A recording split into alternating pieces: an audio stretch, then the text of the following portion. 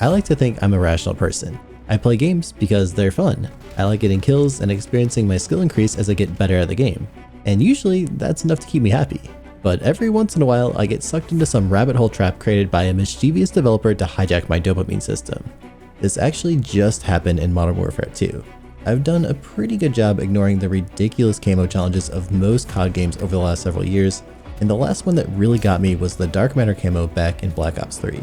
I still remember practically rage twisting my controller into pieces while trying to complete the knife multi-kills without dying challenge. It was horrible. The objectives were grueling and I hated most of the grind, and at the end I got this fancy animated camo to flex on everyone else, and then I never played the game again. I've tried every Call of Duty since Black Ops 3 at least for a short amount of time, but none of the completionist camos ever really hooked me again. When news about Modern Warfare 2 started coming around though, I was so hyped. The original Modern Warfare 1 and 2 were probably my two favorite Call of Duty games in history, and I couldn't wait to relive my glory days in this new remake. But then I played the beta and I had this overwhelming feeling of meh. The graphics weren't particularly impressive, the gunplay felt really awful with this terribly slow aim down sight speed on most of the stock guns, and overall I was just kind of disappointed. I nearly cancelled my pre-order during this period, but I figured I'd give the full release a shot if for no other reason than just for leveling guns faster for Warzone 2. When it finally came time to play on day 1 though, I really wasn't even all that excited about it. I was absolutely hooked on Overwatch 2 at the time.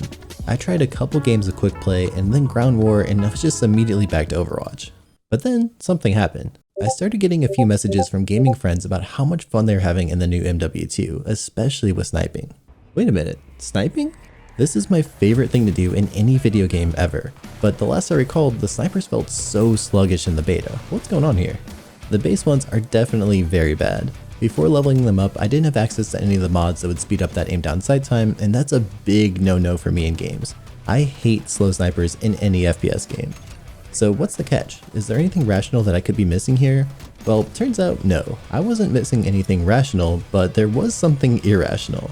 The SPR with no sights, or well, just iron sights. It was snappy, it had pretty good kill distance, and it was just hella fun. Oh god, now I'm hooked. What have I done? I immediately started scouring YouTube for all of the best sniper builds.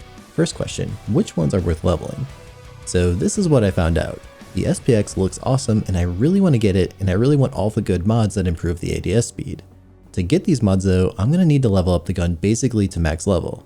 But I don't even have the SPX. To get that, I'm going to need to level up the LAB, but I don't have that one either. And to get the LAB, I need to level up the SAB, which I also don't have, and to get the SAB, I need to level up the SPR all the way. Long story short, I had my work cut out for me. I played a lot of ground war and was actually having a pretty good time overall. My friends are right, sniping was actually pretty damn fun in this game. Sure, people were campy and score streaks were annoying as ever, but the core gunplay was actually feeling pretty good once I got set up with the right mods. But then I did something really bad. I made a big mistake. I peeked over at this little section right here. Whoa, that gold camo looks pretty cool. Ooh, but the platinum one looked even better. Crap, I have to have this.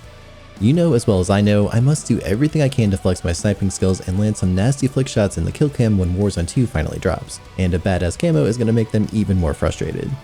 And so it was this tiny little decision that set me on a path of pain and suffering over the next few weeks. You see, once I got a taste of getting each sniper gold, my dopamine system blew up. Seeing those challenges getting ticked off one by one was really satisfying, and a lot of them were things I would just do anyway just by playing. Well, most of them anyway. I don't know who in their right mind goes around exclusively trying to get sniper no-scope kills unless you're trying to apply for the FaZe clan. But after quite a few kills and just a little bit of pain, each of the snipers were painted in gold and I was well on my way to unlocking my first platinum camo. Long shots? Really? I mean, I basically get these automatically just by playing ground war. This one was a breeze and I was knocking them out left and right on every single sniper. I even discovered a new love. When I first tried out the Signal 50, I absolutely hated this thing. It was slow and clunky and the complete opposite of my normal playstyle. But something about those rapid fire shots being able to take down enemies so quickly was just intoxicating. I was getting collats and wallbangs and multi-kills faster than I could imagine, and it quickly became one of my favorite weapons in the game. After a few more hours, every sniper that I owned was now painted in platinum and I was a happy camper. The end. Or is it? Look, I can't have a platinum sniper camo and something plain and boring on my AR. I'm gonna look like a scrub out there. So yeah, I decided to start knocking out just a few more. What's the worst that could happen? The AK-74U was easily my favorite assault rifle, so I went for gold on that one first. But then I started looking a bit deeper into some of the other camo options. When I first started playing, I knew better than to even consider going for the completionist camos from past experience. I checked them out, but I quickly wrote it off as something I was absolutely not going to do. But you know, now it was starting to feel a bit invested. I mean, dude, that polyatomic is pretty clean, not gonna lie. It would look really nice on my AK, and wow, that Orion is pretty dope too, and they even just buffed it so it'd move around on the gun more while you're using it. I'm kind of a space nerd after all, and it was a bit too appealing to ignore for long. I started working my way through the assault rifles since they were pretty fun and straightforward to use. Honestly, the majority of the gold challenges were easy. To give them some credit, most of these tasks were not too different from how I normally play. Sure, I probably won't mount or go for prone kills all that often. I mean, I'm not one of those filthy drop-shotting abusers. But it's not exactly hard to get those kind of kills if you're just a little bit patient. Ugh, but some of the really bitchy ones started popping up. Kills from behind, I hated these. Okay, some of these happen automatically, but when you're trying to specifically finish a camo, you want to be efficient. Hey there, opponent, can you turn around real quick? He killed me. Oh my god, that wasn't a point blank kill? How close should I be, Infinity Ward? Tough times required extreme measures, and I had to resort to some less than respectable tactics. Stun grenades are your friend here. I won't say I was exactly camping, but let's move on. Truth be told, these weren't awful as long as you set up the right mods. I basically turned my AR into a hipfire monster, took double time to sprint more often, and then sometimes even extra tactical to throw additional stun grenades. It was also funny how SBMM seemed to both hurt and help me during this time frame. I even made a video about how much I generally dislike it in modern gaming, but I have to admit, when you're essentially throwing several games in a row trying for some ridiculous camo challenge, the game almost takes pity on you and gives you some easier opponents after a few rough matches. I'm not recommending reverse boosting, but if you group up a lot of the more annoying challenges together, the game sort of helps you get them done a bit easier compared to when you're fighting at your normal skill tier. After all of the golds were done, it was time for long shots, and I want to specifically shout out the angels of you out there who would take endless fights with me across Shoot House. Some of you guys were donating your lives over and over again in pursuit of these camos, and I appreciate you. These are really pretty easy and fast as long as people would cooperate in the lobby. I also learned some tricks like using the X10 Angel sight, which had a rangefinder to show you how far you were away from an enemy before shooting, which was really helpful. In case you're doing this insane challenge for yourself, these seem to be the ranges that you need for each weapon type. Okay, assault rifles are done, time to move over to the battle rifles. Man, these things are interesting. Some of them feel just awful until you switch to the full auto mode, but then once you hit that magic button, they melt anything in front of you instantly. Of course, anytime you change anything about the gun, it forgets your preference and goes right back to single shots, which got me killed more times than I'd like to admit. The XP requirements to get all of these weapons up to max level was feeling quite daunting. I had a bit of progress using the faster XP methods in Warzone, but using some of these awful guns in a battle royale format was not ideal. I had been grinding all of my guns on Shoot House while popping double XP tokens, but then those had run dry and things really started to slow down to a halt. Around this time though, Infinity Ward blessed me with a small miracle. On December 14th, they dropped an update that changed everything. First, they introduced Shipment as a 24/7 playlist. It's the smallest map in the game, and a game with a terrible spawn system that places enemies pretty much anywhere imaginable, and this means a lot of kills and a lot of deaths very, very quickly. Plus, they announced a weekend of non-stop double XP even for weapons. This was my opportunity to put in some serious hours on Shipment to get every single weapon at least up to the XP cap so I could unlock all those camo challenges for later. And finally, perhaps the biggest change was the introduction of this beautiful assault rifle. It's not so much that this gun is incredible by itself, I mean it's good no doubt, but the real thing that mattered is what it represented, an opportunity. You see, to get the polyatomic and Orion camos, you need to complete 51 platinum or polyatomic camo challenges respectively.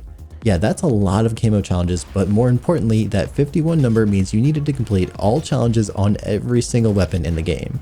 In other words, initially you couldn't possibly avoid the launchers if you wanted Orion. These would have easily been the most annoying challenges in the game, and I was absolutely dreading them. I'd watched enough YouTube videos to know this would have been the most painful part of the journey. Chimera was the 4th gun added to the game since it came out, and it just so happens that there are exactly 4 launchers in the base game. So if I did my math right, this meant I could completely skip the pain of getting the camos done on the launchers.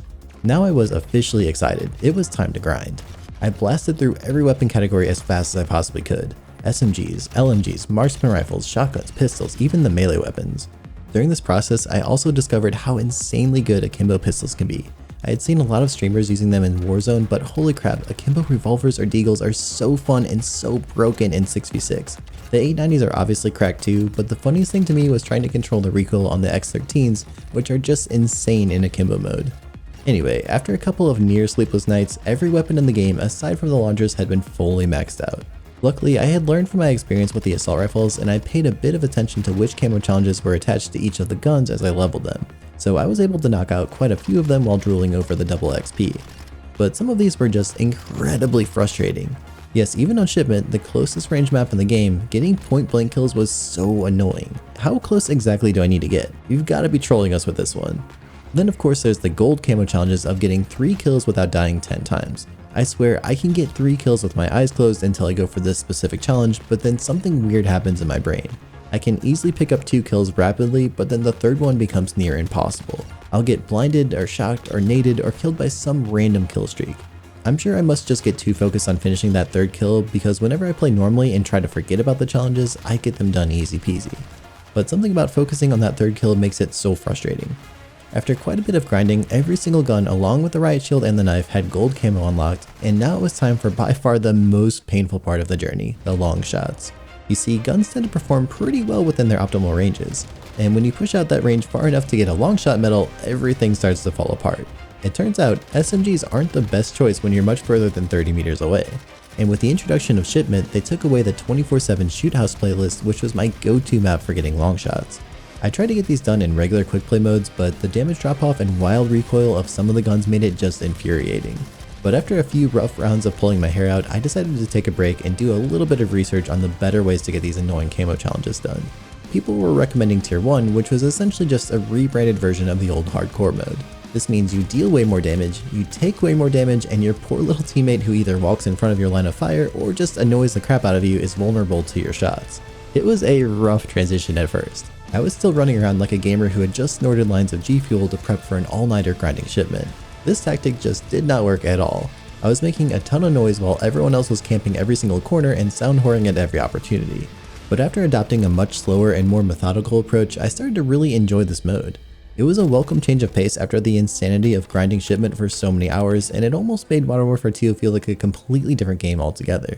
I remember specifically playing a game on LS Elo that almost felt like I was playing Escape from Tarkov. A single shot from my weapon would often land the kill, and instead of relying on a radar to know where to look, I had to really pay attention to sounds and focus my eyes on common lanes. Granted, UAVs do still work here, but they would often be shot down in seconds. I felt like my gameplay was actually improving pretty drastically during this time frame. I had to really learn the maps well, get better at listening to sound cues, and be more patient and smarter with my decision making while I was in the game. I started to really get into this new, more tactical playstyle, and lo and behold, the platinum challenges really started to fly in. I was discovering new lanes to watch and developed a keen understanding of exactly how far away I needed to stand for a 38-meter shot on every map. But wow, there are a lot of long shots to get.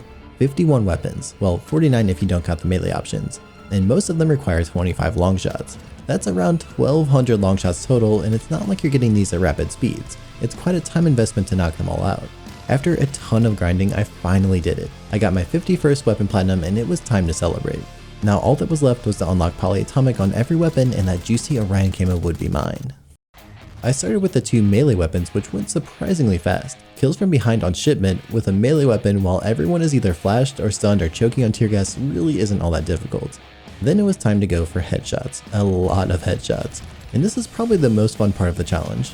I was landing headshots like a bat out of hell, often unlocking a full weapon or 2 in a single game of Shipment. It was like I hit some sort of flow state knowing that Orion was just around the corner.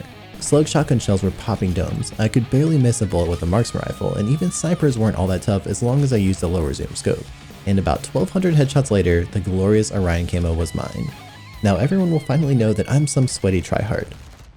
Funny enough, the days after unlocking it, I almost felt a little bit depressed. I was on such a dopamine high during the whole challenge trying to knock out these camos that when I finally got it, I felt kind of empty. Sure, it does look pretty, but now what do I do? I mean, it's almost like I beat the game, I guess. So was it worth it? For the camo, probably not. I mean, it looks really pretty when you inspect it, but you barely even notice it while you're playing. Although I did get something more important from all this grinding. When I started playing Warzone again with friends, I was just frying people with headshots. It's like all that practice of specifically aiming for the head transferred into my core gameplay and made me a headshot monster. I was having bigger kill totals and higher damage games than ever before. I don't know, maybe it was something with the camo. I guess it does give you some extra confidence, but really I think it was just the journey. I learned so much about the small details of the game during this process and became so much more comfortable as a player. No matter what gun I get off the drop in Warzone, I know I have at least some confidence with it after getting the camos done. My aim has been feeling sharper than ever, and I'm relieved that I'm just back to playing the game for fun again. If you enjoyed this video, drop a sub and let me know what challenge I should take on next in the comments.